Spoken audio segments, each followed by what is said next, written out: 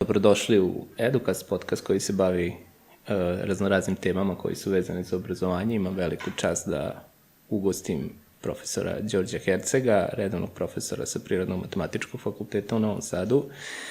Đorđe, dobrodošao. Hvala lepo.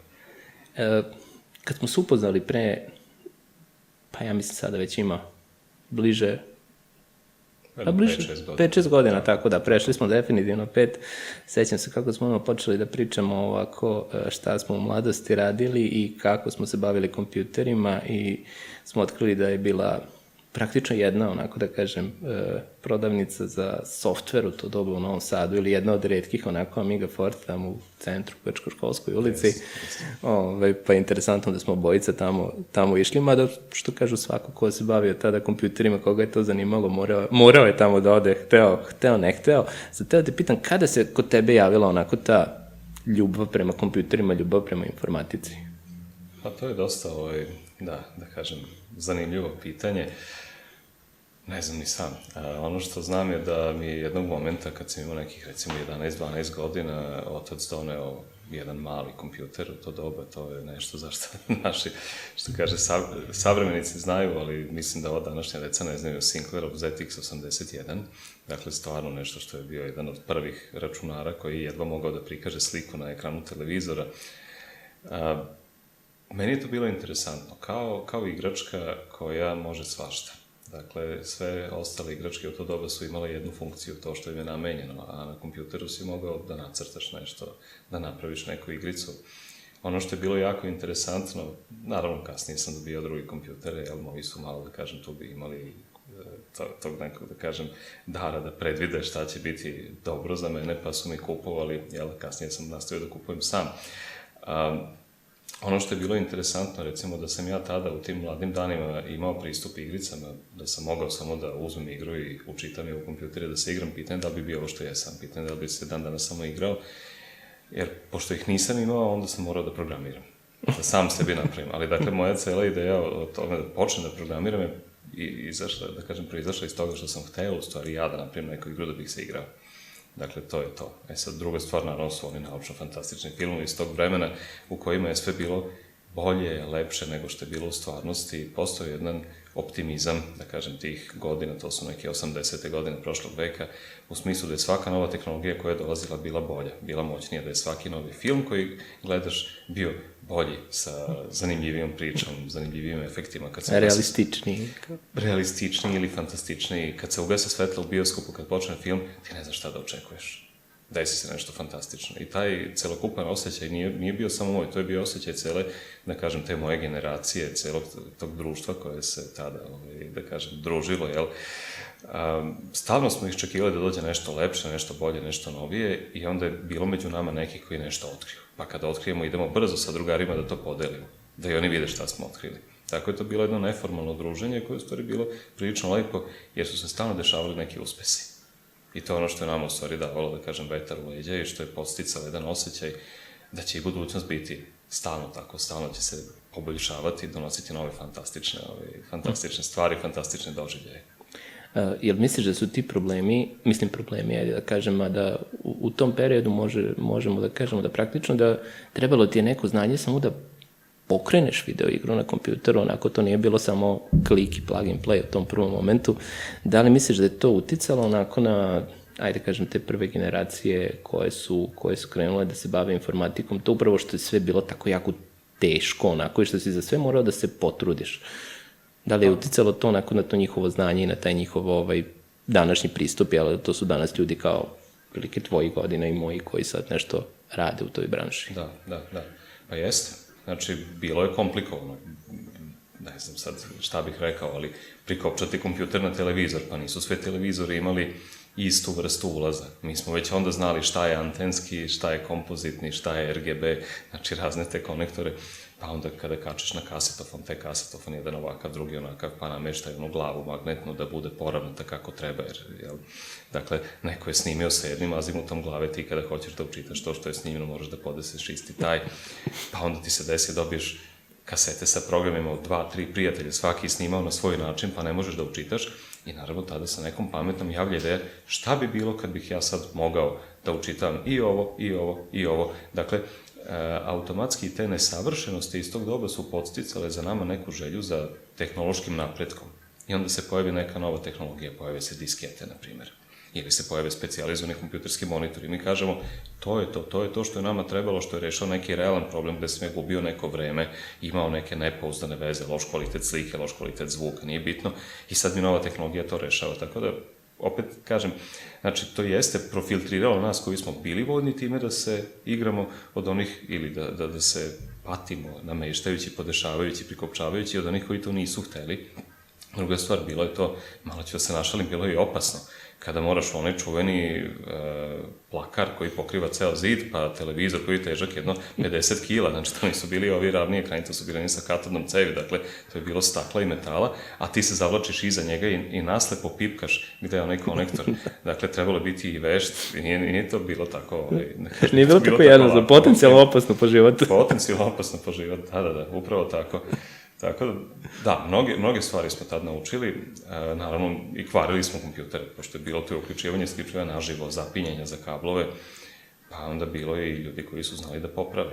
Ono što tad nismo imali, a što bi nam puno pomoglo je bio pristup informacijama. Dakle, nije bilo interneta, internet se pojavio tek nekih 15 godina kasnije, 10 do 15 godina kasnije, i mi jednostavno nismo imali odakle da naučimo. I onda kad neko nešto zna, recimo, neko se razume u elektroniku, pa zna da popravi tvoj računar kada ga pokvariš, uključiš, da će reći joystick naopako, pa nešto spališ, jer je i to bilo moguće. Dakle, nije bilo full proof kao danas, gde ne možeš da pogrešiš. Onda kad neko nešto zna, taj je, boga mi, mogao da zaradi silne pare popravljajući deci kompjutere. Tako da je to još jedna stvar. Da, mislim da je jedna od najinteresantnijih priča koju sam čuo baš iz tog vremena. Kompjuter koji je došao na popravku je jedan momak što je pokušao da ubaci 2 diskete u Amigu 500 i uspeo je u tome. Želeći da izbegne ono da mora da menja jednu disketu za drugu kada mu program ili video igra kaže, on je rešio da ubaci 2 odmah, pa je bacio jednu i drugu pritisnuo. Skroz je stigao da uništi ceo kompjuter. Tako da to su bile interesantne i definitivno interesantni periodi. Ti si ovako u životu koji u radu bavi si se najviše informatikom i matematikom, ako sam u pravu. Šta je veća ljubav? Pa ne znam kako bih to lepo rekao. Sad mi se čini iz ove perspektive da je to sve jedno te isto. Mislim, definitivno računare sam više voleo. Dakle, krenulo je obrnuto. Ja nisam krenuo sa informatikom da bih se bavio računarima. Ja sam krenuo sa bavim računarima jer su bili interesantni, jer su otkrivali nešto čega ranije nije bilo, nešto što...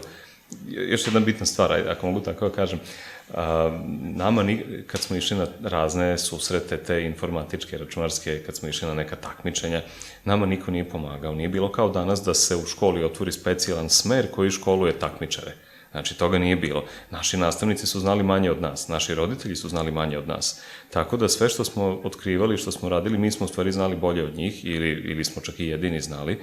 I onda nije bilo uopšte pitanja kad se pojaviš na nekom takmičenju sa nekim programom koji se pisao kod kuće ili sa nekom elektronikom koji se sklapao kod kuće, uopšte nije bilo pitanja da li ti je to neko drugi radio kad se znalo da nije mogao.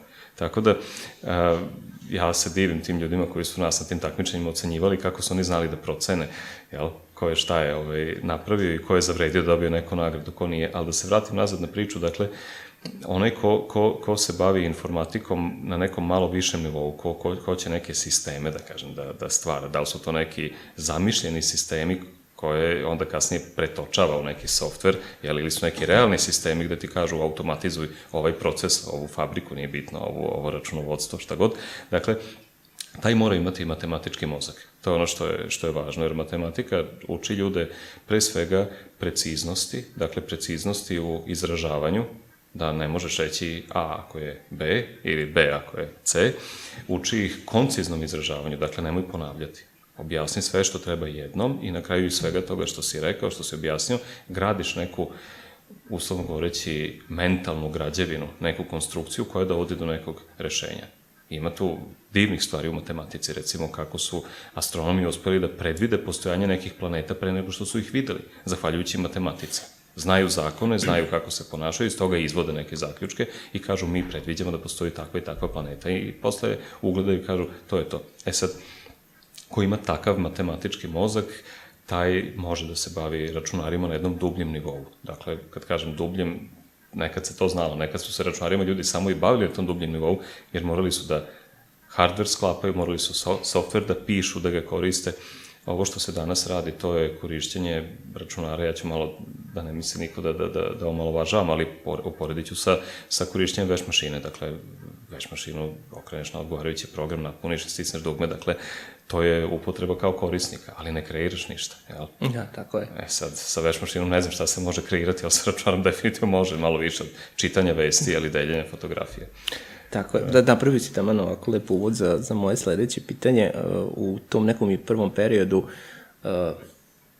programeri su, da kažem, šta si bio? Da kažem, bio si programer, to je nekako pokrivalo sve što je moglo da se radi sa kompjuterom i ljudi su radili od svega pomalo, možda kao nekad onako u stara vremena lekari nije bilo specijalizacije kao danas, tako da sada je to malo drugačije. Sada imamo front-end developere, back-end developere, web dizajn, web program, baze podataka, znači stručnjake i baš sam to teo sada onako da kažem, da li misliš da je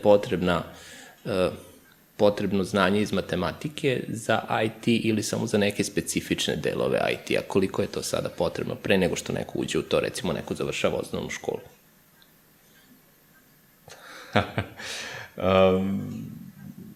Neko će reći da ne treba znanje iz matematike, može sve da se uči samo preko kurseva, pri čemu ne mislim ništa loše kad kažem kurseva, u suštini i fakultet nudi kurseve, to je to. Je. Dakle, postoji ti neki zvanični kursevi raznih firmi, softverskih firmi, Microsoft ima svoje, Google ima svoje, ne znam, razne druge, Cisco, ne znam, ima svoje neke kurseve. Dakle, nije to ništa strašno, Autodesk, na primjer, isto, jel? Ja ću to obrnuto reći. Taj koji je u stanju da savlada neke kompleksne informatičke teme, taj će biti u stanju da savlada i kompleksne matematičke teme. Dakle, u pitanju je ista vrsta znanja, takozvano hijerarhijsko znanje, gde nije svaka stvar jednostavna da ti neko pokaže kako se radi, sad malo da napravim paralelu, neko ti pokaže kako da ubaciš veš u veš mašinu ili kako da pokosiš travnjak, kako da uključiš kosilicu. Dakle, ima neke hijerarhije gde ti učiš 2-3 sloja nečega, što ti najizgled ne treba, a onda onaj 4. sloj koji dođe preko toga je to što ćeš zapravo raditi. Zašto je to bitno? Zato što informatika još uvek nije došla do tog nivoa da možeš da znaš samo jednu stvar. I dalje ti moraš da znaš kad nešto ne radi, odakle to dolazi što ne radi. Ako si neki front-end developer koji koristi nečije biblioteke i neka od tih biblioteka koju koristiš radi pogrešno, jer to je sve softver koji razvijaju živi ljudi. I onda zbog te biblioteke koju si ti uzeo kao komponentu i tvoj softver ne radi dobro, imaš sad dalje 2 puta, ili da sediš i čekaš, moliš Boga da taj developer, one druge biblioteke od koje ti zavisiš, da je on popravi, da je sredi, ili tražiš alternativu, ili zađeš u problematiku, pa malo istestiraš, malo probaš, malo vidiš šta radi, ne radi, pa zaobiđeš problem, prevaziđeš problem, jel? To u vojsci vole da kažu, zaobiđi, prevaziđi, reši, jel? Da. Ali činjenica je, ako si ograničen vremenom, budžetom, ako moraš da napraviš nešto što radi, onda nemaš vremena da čekaš da zavisiš od drugih ljudi. I tada ti treba malo dublje znanje, hijerarhijsko, to što ja kažem, i tu je nešto gde matematički mozak jako vredi. Ne želim da odbijem one koji, recimo, uslovno govoreći, vole kompjutere, ne vole matematiku, samo pokušavam da kažem da ako se budu bavili računarima dovoljno dugo, da će u jednom momentu doći do toga da će steći uvid u to da je način razmišljanja suštinski matematički. Recimo, baze podataka, neki formalizmi koji se koriste u bazama podataka da bi se izvelo da baza podataka sadrži sve informacije koje treba, ali bez redundantnosti, sa, ne znam, nekom optimalnim zauzećem memorije, na primjer, i tako dalje, da je to zasnovano na nekim vrlo jasnim matematičkim principima. Ne znam, kad se pišu programi, u programima razni algoritmi za pretraživanje neke optimizacije su matematički. Dokazivanje korektnosti programa, dakle, kad si napisao neki program koji je netrivijalan, da bi dokazao da on radi šta treba, opet se radi nekom matematikom. Tako da, prosto svako ko sad, ili drugačije kažem, možda naša škola ne pruža tu matematiku koja tamo treba.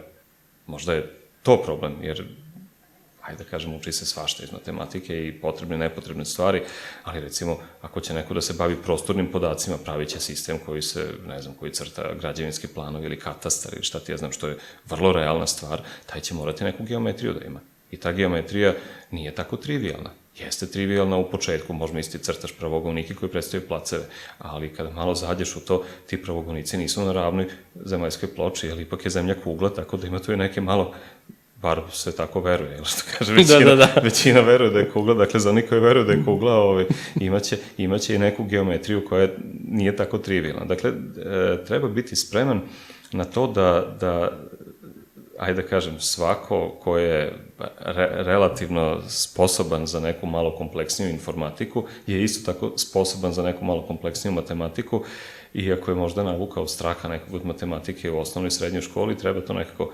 prevazići i reći pa čekaj, pa mogu ja to. To je dakle ono što je bitno. Ja? Dobro, ti radiš na fakultetu kao redovan profesor, jel što smo rekli, radiš i u srednjoj školi. Koja je razlika između ta dva posla, onako, šta bi rekao, šta ti je teže u pripremama, u organizaciji posla? U samoj nastavi. Interesantno je, menja se, jako se menja. Nekad smo na fakultetu mogli da budemo jako strogi i studenti su se prilagođavali nama. Danas se mi prilagođavamo studentima. Znači, došli smo do toga da danas studenti kažu, ja sam zaposlen, ja ne mogu ti dolazim na predavanja, hoću da mi sve bude snimljeno i napisano i mi, ako želimo da zadržimo studente, mi moramo to da radimo. Ima ljudi mojih kolega koji dalje zagovaraju, ne, on meni mora da bude na mom predavanju, kad ja ispričam to samo ja i niko drugi, koji se malo ponašaju. Dakle, to je nešto što je prošlo. Prošlo je to da je nastavnik jedini izvor informacija, da kad nastavnik kaže to onda tako, ono čuveno Bog za 5, ja za 4, jel? Da, postoje se pitanje šta ako ima više bogova, jel? Kojim redom sam da oni ređaju, koji zna za 5, koji za 4, onda nastavnik zna tek za 3, jel? Malo se šalim, ali dakle, nema toga. Danas sve informacije su dostupne, danas je uloga nastavnika da pomogne studentu da ima neku putanju kroz to obilje informacija, tako da ta putanja ima nekog smisla, opet se vraćam, u nekoj hijerarhiji znanja, da ne bude da učiš u jednu stranu, a sledeći predmet u drugu stranu, neki treći u treću stranu, nego da taj napor bude skoncentrisan, da vodi ka nekom cilju. I u tom smislu, recimo, je fakultet dobar, jer te usmerava, tamo biraš šta ćeš da budeš i on te usmerava na tu stranu.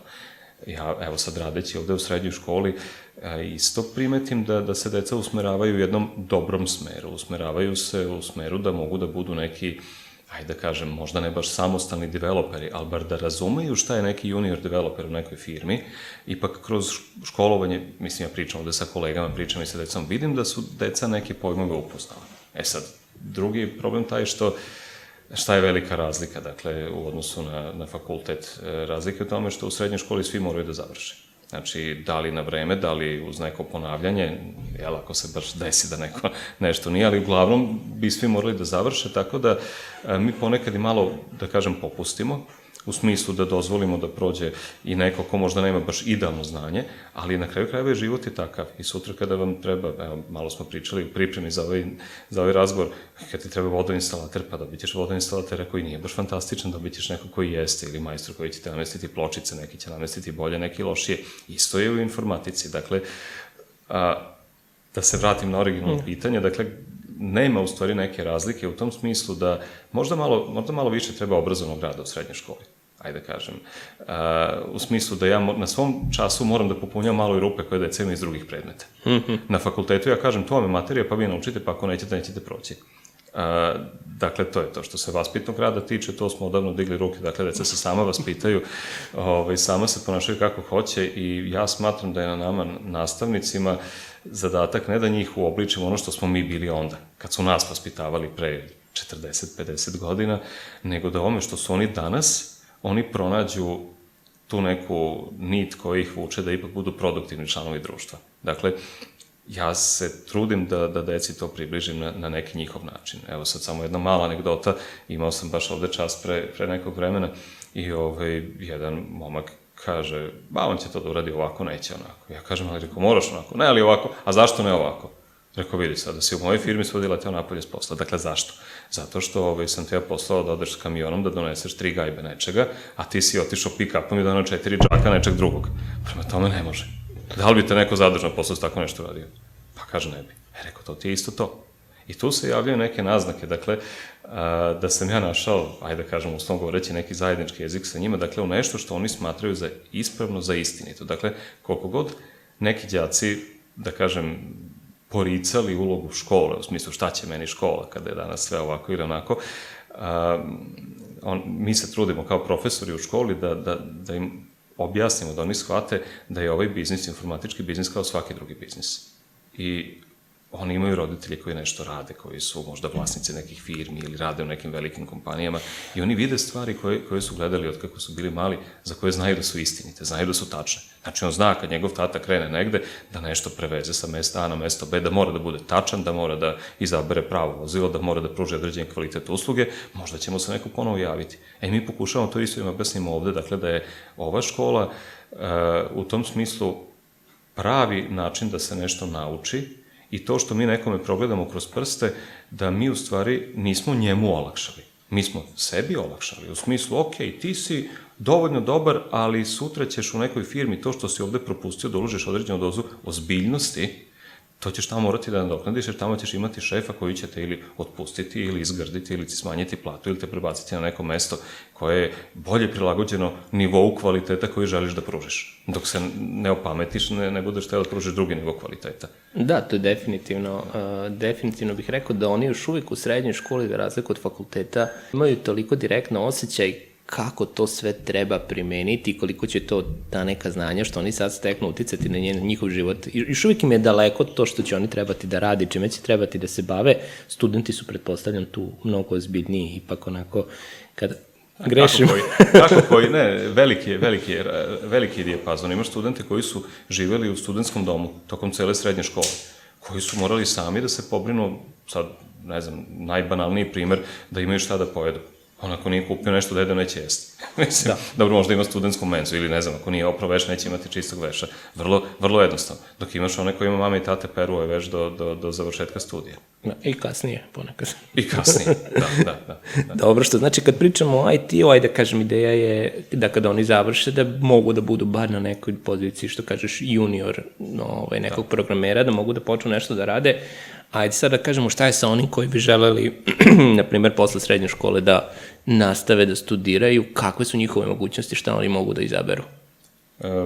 Pa, samo gledajući univerzitet u Novom Sadu, dakle, ima nekoliko fakulteta koji pružaju razne vrste informatičkog školovanja, obrazovanja, to je, ne znam, PMF, to je FTN, to je Tehnički fakultet Mihajlo Pupin u Zrenjaninu, Ekonomski fakultet je napravio, sad smo baš malo počas pričali, što kaže na pauzi, jedan informatički smer, dakle, ima dosta tih informatičkih smerova, ono što još vidimo je da matematike, znači, matematički smerovi, studenti matematičkih smerova takođe idu u informatiku, jer poenta kod današnje informatike je ta, opet kažem, ko je u stanju da savlada matematiku, ko je u stanju da sedi, da uči neke naizgled apstraktne stvari, jel? I da to odradi dovoljno dugo, taj će imati dovoljno upornosti i sposobnosti da nauči informatičke stvari. Jer šta je glavni problem, da kažem, kod informatike? Glavni problem je taj što se ona strahovito brzo razvija i dakle, nije isto stručna informatička škola, ako mogu tako da kažem, i ne znam, bilo koja druga stručna škola koja obučava decu za neki zanat. Jer kad naučiš neki zanat, nije bitno koji, jel, autolimar, ti izađeš napolje, ti si stvarno autolimar. Naravno, morat ćeš i tu da se usavršavaš, pojavljuju se druge vrste materijala, druge vrste farbi, već čega, nekih tih raznih premaza, druge tehnologije, kako se to sve nanosi, ali generalno to je to, možeš jedno vreme da ideš po inerciji. Jednom naučiš. Možeš ići po inerciji, da. U informatici se sve menja, znači svake 2-3 godine, tako da, ajde okrenemo ovako, ja bih savjetovao svakome ko završi srednju informatičku školu da obavezno upiše neki fakultet, jer nije dovoljno. Ono što se ne uči u srednjoj školi, to je algoritamsko razmišljanje. Dakle, algoritamsko razmišljanje kod nas je, da kažem, nešto što se usput razvije, jer mi nemamo vremena za to. To je suviše apstraktno, deca su nestrpljiva, oni bi hteli da kad stisnu dugme da se nešto desi. Dakle, mi im ovde pokazujemo direktno, uradi ovako, dobit ćeš to. I oni jesu u mogućnosti da budu neki pripravnici u informatičkim firmama, ali mislim da je dosta bitno da ipak odu na fakultet, da nauče i neke, što kaže, da razviju neke malo više moždane funkcije, malo se šalim, u vezi informatike, da bi kasnije mogli, kad se tehnologija promeni, da bi mogli da se prebace na novu tehnologiju da bi znali da imaju tu sposobnost u sebi. Jer to je u stvari jako važno. Ne jednom mi se dogodilo da mi dođe web developer koji kaže ja znam da radim, ne znam, u Adobe Illustratoru i u ne znam kako se zove neki tamo alat za web i u tom i tom, ne znam, kompletu stilova koji radi u, ne znam, recimo Google Chrome. I sad ja neću da radim, na primjer, za Microsoftov web browser. Zato što on ne valja. Mislim, postoji neka priča o tome, naravno, Microsoft se kasnije popravio, ali jednog momenta je bilo to. Ja kažem, ako sve je to super, sve je to sjajno, ali ti si završio taj kurs koji te je za to obučio, čuo si tamo razne stvari, ali u stvarnosti, kompanija koja želi da ostvari maksimalni impakt na tržištu, će tebi reći, mene to ne interesuje, ti možeš napriš da radi i za ovo, i za ovo, i za ovo, to nema veze što ti više voliš neku lepu tehnologiju, znaš to, kad bi ja rekao, ja volim da vozim samo Mercedes sa automatikom, znaš, koji sve rade mesto mene, oni ti kažu, da, to je sve super, ali ti imaš 3 dece da razvezeš, pozabaviš ti me školama, imaš i ugao, a sad izvoli. Mislim, jedna opcija ti je da kukaš kako nije idealno, druga ti je da sa tim što ti je dato uradiš najbolje što možeš. I to je u stvari ono što deca treba da okapiraju. Dakle, neće uvek sve biti idealno, ali sa tim što im je dato moraju da urade najbolje što mogu. Slažem se svakako. Tu mislim na školu svakako. Znači, neće ni škola biti idealna. U školi ćeš imati nastavnika koji ti se ne sviđa. Ali najveća greška koju đaci rade je da kažu ne sviđa mi se nastavnik, zbog toga ne volim predmet.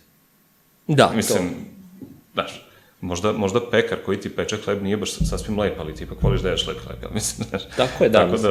Da, njegove moralne i karakterne osobine su apsolutno nebitne za hleb koji ti jedeš, jel tako, u tom kontekstu.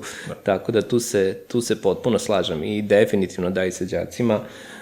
Što kažeš, ako bi pogledao onako da kažem, možda malo filozofski, sigurno učenici, recimo, u toku svog školovanja, ako uzmemo neko koji je Vukovac, prema 5.00 je završio školu, u toku svog školovanja je sigurno imao nekog lošeg nastavnika, lošeg profesora, tako da što znači on je bio u stanju da dobije dobre ocene uprkos lošim nastavnicima, jel? Ne samo zbog dobrih nastavnika, nego i uprkos lošim.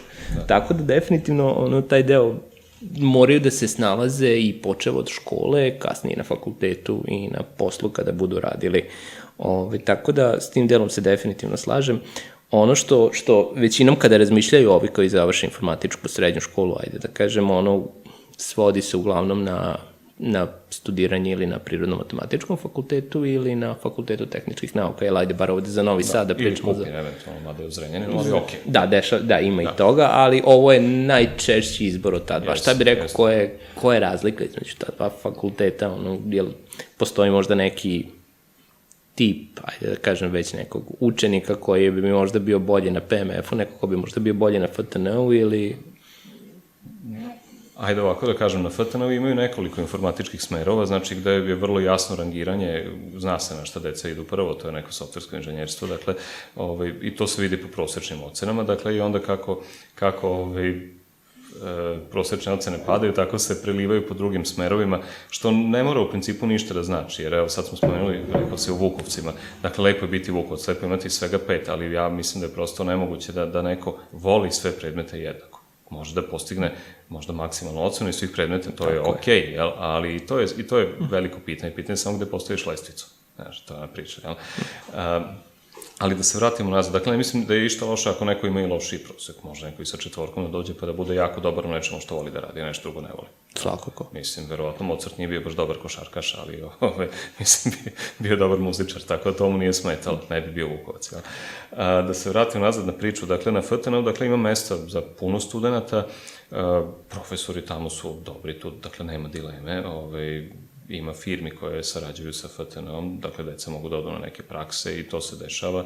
Dešava se i da se zaposle u firmama već tamo negde posle 3. godine studija, kada steknu dovoljno znanja. To je dosta bitno, mislim, treba 3 godine fakulteta završiti prema što se ode u neku firmu. Ne bi ni firma htjela da primi nekog ko je ranije došao, jer nema jednostavno dovoljno znanja da radi dovoljno dobro. Neće firma troši svoje vreme da uči nekoga, ono što će naučiti, da kažem, uslovno govoreći za džabe na fakultetu. Da. Što se PMF-a tiče, dakle, mi imamo dve osnovne, da kažem, dva osnovna usmerenja, jedno informatičko, tu ima nekoliko sa tih smerova koje kakvih, ali suštinski imamo ta dva, drugo je matematičko, a za informatičare isto nema dileme, naši informatičari su isto mahom zaposleni, već tamo negde 3. godine pa nadalje, isto traje studije 5 godina kao i na FTN-ovi, dakle, tu ja ne bih ni pravio neku veliku razliku. Čak kolege neke moji rade i na jednom i na drugom fakultetu, dakle, Znači, misliš da je podjednako dobro, neće pogrešiti? Neće pogrešiti nikako, gde god da dođu. Sad neki više vole FTN, pošto nekako lepše zvuči inženjer nego diplomirani informatičar. To se nekad znalo šta treba biti, kaže, ili doktor, ili pukovnik, ili inženjer. Dakle, malo, ja se sad šalim. Dakle, pošto ne može biti pukovnik, još uvijek onda bar inženjer. Ali sad ono što je dosta veliko iznenađenje, to je spoj matematike i informatike, dakle, pogotovo sad ovim firmama koje se bave velikim podacima. Dakle, tu treba neko ko zna malo i o matematici i tu je naša matematika, kad kažem naša, mislim na PMF, dakle, naša matematika i ti neki data science smerovi su u tom smislu dobri. Dakle, tu se nauči nešto programiranja, nauči se nešto matematike. To opet nije za svakoga, ali jako je dobro. Nekad smo imali, recimo, smer koji se zvao, sad ako ću dobro reći, finansijska matematika. Dakle, to smo matematičare učili, imali su određeni broj finansijskih predmeta i mogli rade u bankama. I to je sjajno, zato što su to dobra deca, dobri studenti koji odu u firme gde se dobro zarađuje, dakle u banke. Sada vidimo da se ti studenti koji su recimo to upisali preorijentišu na informatiku.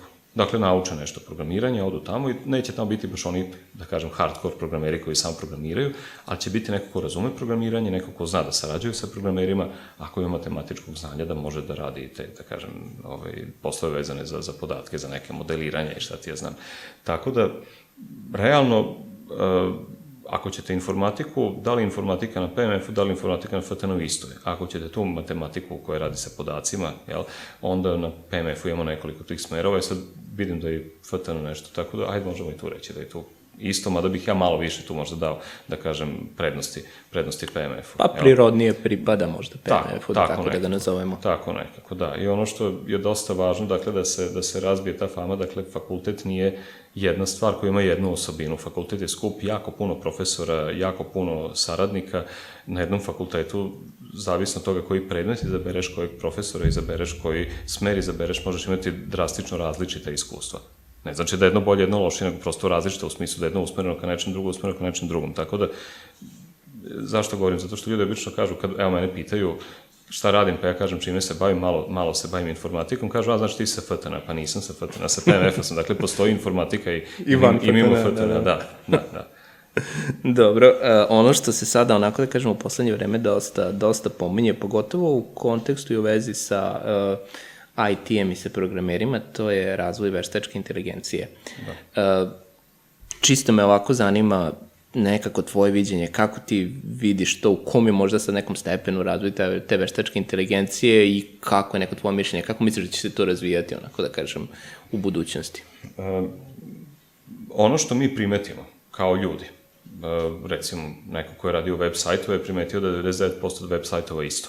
Dakle, neko prodaje kosilice, neko prodaje lekove, neko prodaje odeću, ali 99% funkcionalnosti web sajta, dizajna web sajta je isto. Razlikuju se boje, sličice, animacije, ali suština je ista. Veštačka inteligencija u tom smislu pomaže što može da sagleda ne 10 ili 100 sajtova koje vidi neki iskusni programer, nego milione koje je ceo svet napravio i jednostavno može da ti kaže, odnosno možda ti pomogne, u smislu ti kažeš izgeneriši mi sajt takav i takav, veštačka inteligencija ti pokupi iz tog vaskolikog znanja i kaže evo izvoli i da ti kod koji je baš to. Dakle, potrebe za manuelnim radom, za repetitivnim radom će se smanjivati u smislu da se zahteva ljudski rad. To će ti raditi veštačka inteligencija. Isto tako za neke jednostavnije algoritme. Ti kažeš, treba mi, ne znam, web stranica koja kad klikneš ovde radi ovo, kad klikneš tamo radi ono, koja izdvaja proizvode sortirane po ceni, ne znam, dostupnosti, ovome, onome, to će ti veštačka inteligencija izgenerisati kod. Dakle, u tom smislu postoji jedan malo ovako, da kažem, pežorativni naziv Code Monkey. Code Monkey je nešto što je nastalo od Grease Monkey, a Grease Monkey su u stvari bile deca koje su podnozivala zakivke na konstrukciji. Zašto deca? Jer su sitna, jel su malo lako se provuku, čak su radili na brodovima u vreme velikog razvoja, da kažem, te vrste industrije, mogli su se zavuku svuda, pa pridržavaju se jedan strane dok neko kuca s druge strane. Dakle, taj naziv koji nije baš tako lep, u stvari označava programera koji dobija zadatak da obavlja jako puno manuelnog posla. Znači, mi smo napravili web stranicu koja radi to i to, sad napravi preostalih 99 da bi ukupno imali 100 stranica koje sve rade nešto. Svaki sajt imate, na jednom se unose podaci o proizvodu, na drugom se unose podaci o kupcu, na trećem se unosi nešto za magazin, na četvrtom nešto za nalog za prevoz, sve su to manje više iste stvari. I ti razviješ jednu, kažeš to će ići tako i daš onda programerima da rade. Dakle, to će se smanjiti. U tom smislu, znači da bi neko bio čovek koji je plaćen za neki posao, neće više moći da radi samo trivialne stvari sa kompjuterom. Tu će veštačka inteligencija definitivno ugroziti i to se već vidi. Ono što ja savjetujem đacima, evo meni đaci ovde rešavaju zadatke pomoću veštačke inteligencije. Ja kažem, napiši mi program koji, ne znam, generiše 20 slučajnih brojeva, od -15 do +13. I on to ukuca i njemu je glavni sada kako da zada pitanje veštačkoj inteligenciji na pravi način, dakle mora da zna engleski jezik, mora da zna da se izražava kako treba, mora da zna pojmove koje treba i šta mi kažu deca? Kaže, trebalo mi je 4 pitanja da postavim veštačkoj inteligenciji da bi mi izgenerisala kod koji to radi. E sad, to je dobro jer pokazuje da oni znaju jezike. Znači, ne plaše se da govore drugim jezicima, što je velika razlika u odnosu na našu generaciju.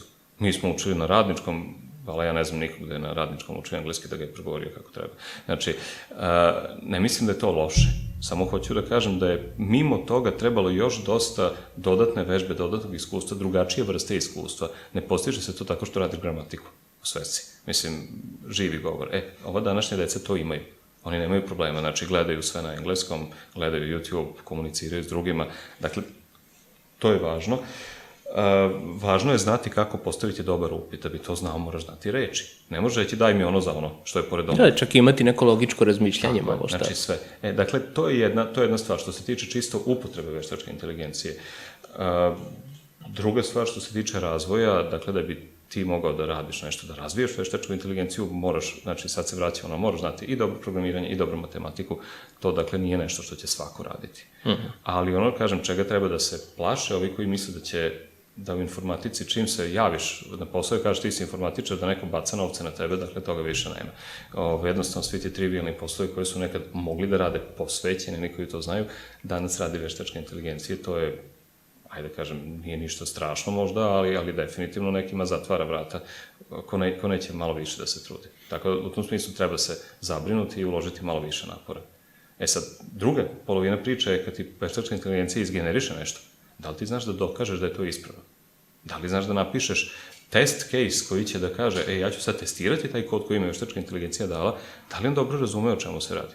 Da, iako nešto nije kako treba, da možda pronađeš grešku gde pali. Tako je. I tu đaci po pravilu, dakle, ne mogu da se snađu. Tako da suštinsko znanje programiranja i dalje ne može da se izbegne.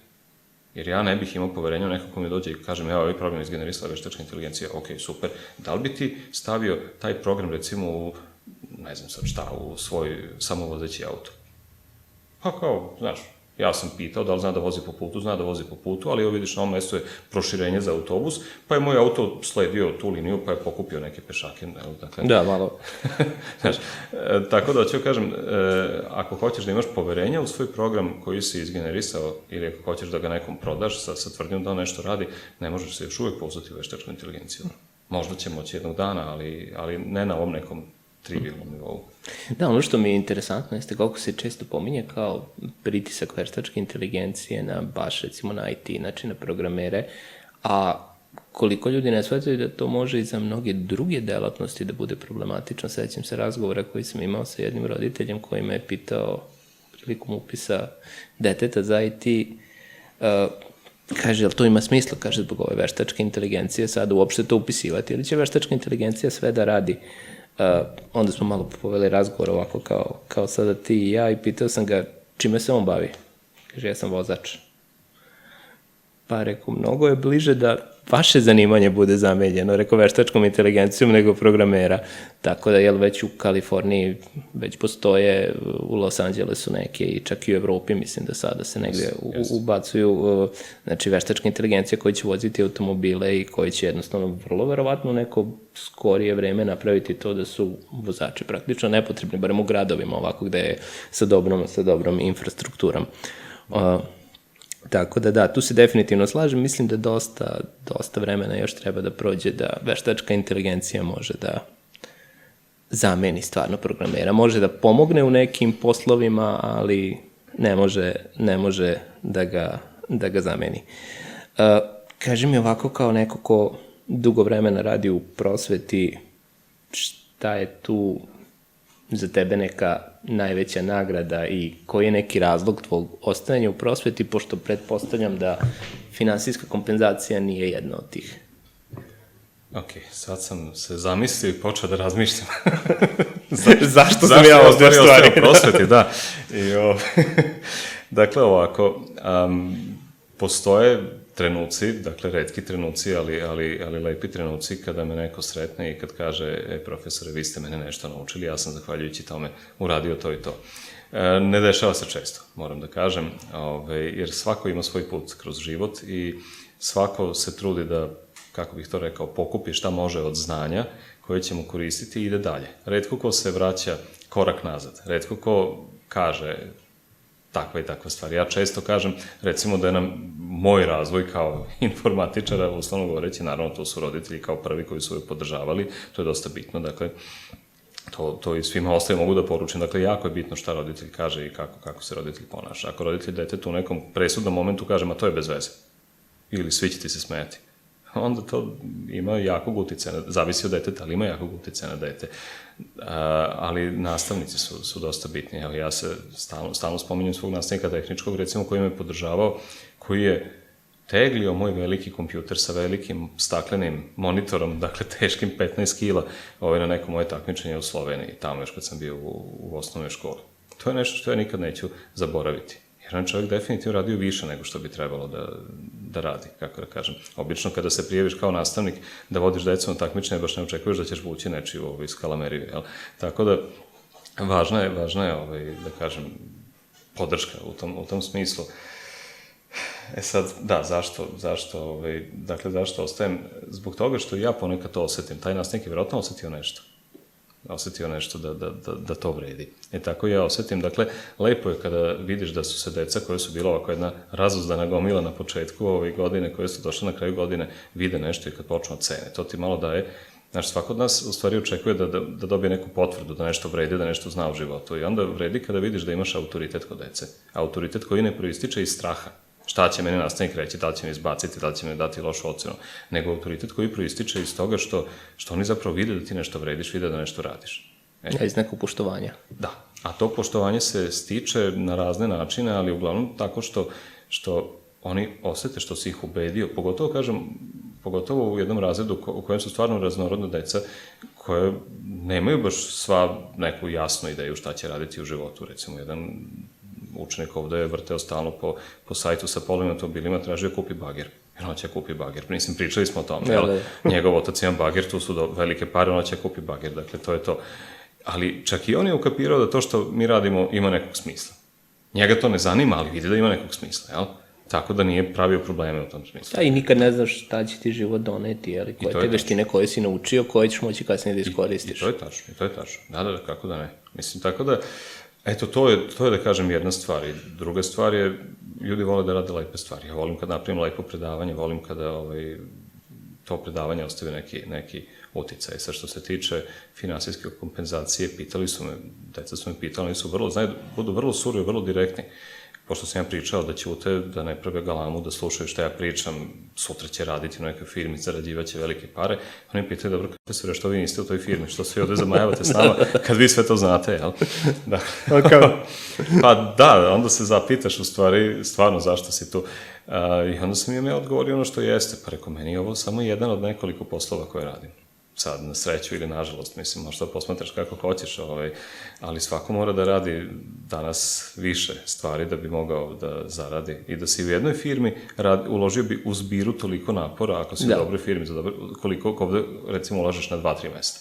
Tako da, to je ono što je bitno. I onda su začutali, jer oni su mislili da ja radim samo ovo i rekao, čekaj malo, odakle meni iskustvo iz realnog sveta koje vam prenosim ako ga nisam negde stekao. Sad, s druge strane, to je dosta bitno. Dosta je bitno da kada biraš nastavnika, kada biraš profesora, da biraš nekog ko zapravo zna gde se primenjuje to njegovo. Mislim, onda ima i veći autoritet samim tim. Ajde, tako da kažem. Ja sam imao priliku da meni predaje jedan profesor koji je rekao, kad smo mu objasnili da se njegova neka nauka koristi u, recimo, liftovima, da liftovi odlučuju na koji sprat će prvo otići, kada će otvoriti vrata, kada neće, znaš, da li ide gore, da ide dole. On je rekao, pa ovo moje se negde koristi. I naš kolektivni, kako bih rekao, respekt za tog profesora je pao za nekoliko poena tog trenutka. Jer čovjek se bavi time, a ne zna gde se to koristi. Ne zna da je to njegovo zapravo nastalo zbog konkretne potrebe za automatizacijom. Znaš, tako da to je jako interesantna stvar. Dobro, hvala ti puno što si došao i hvala ti puno na ovom razgovoru, uvek je zadovoljstvo pričati sa tobom. Nadam se da ćemo imati prilike i da porazgovaramo opet možda na neke druge teme koje se tiču ove naše branše, a mi se vidimo u sledećoj epizodi.